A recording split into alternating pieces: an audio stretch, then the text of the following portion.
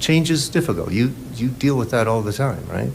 The acceptance of change. And so the degree of that change in terms of the form and character, what we find across the country is people are generally okay with, it's okay if it's 3 units, as long as it doesn't look like a big apartment building, right?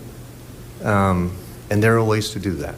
Well, I very much appreciate your honesty, because I think that is the truth. The truth is that it's not really about optimum planning. It's not really about the best thing for the city. It's about people's fears, their fear of change and the resistance to change. Mm-hmm. So I understand that, and we all live in that environment.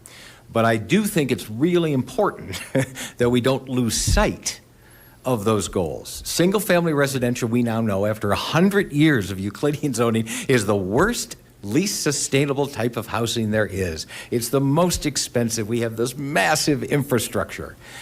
And Lakewood has a problem that not every town does, but we have a very serious problem, which is we're essentially a no-growth city, right? Over 23 years, our population has grown 8%. 23 years. 0.3% a year. And at the same time, we have lost 30% of the human beings that live in our traditional residential neighborhoods. We've gone from 3.3 per household to 2.2. Mm-hmm.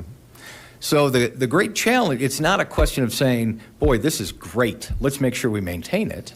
It really is a question about how do we go about repopulating our households so that they are sustainable, so that all the money we're spending on sewer and water and streets and snow plowing and whatever else doesn't go to 2.2 people, it goes to 3.3 people like it did 30 years ago. So having said that, I think this notion of having multiple different types of residential uses within all districts makes perfect sense. I guess I'm curious how effective you think that will be, because we often hear you're going to change the code and the whole world ends after that. Yeah. You know, we approved actually already ADU, somewhat less regulation of ADUs, and we were told that it was going to wipe out single-family residential. Mm-hmm. We were getting 2 ADU permits a year for a decade. Mm-hmm. I checked yesterday, there's only 1 permit pending. Mm-hmm. So even if we make these changes, will we achieve the objective of having neighborhoods that have families, have children? Because all of our neighborhoods are skewing older, wealthier, so income diversity is being lost. That's a function of larger houses, larger lots.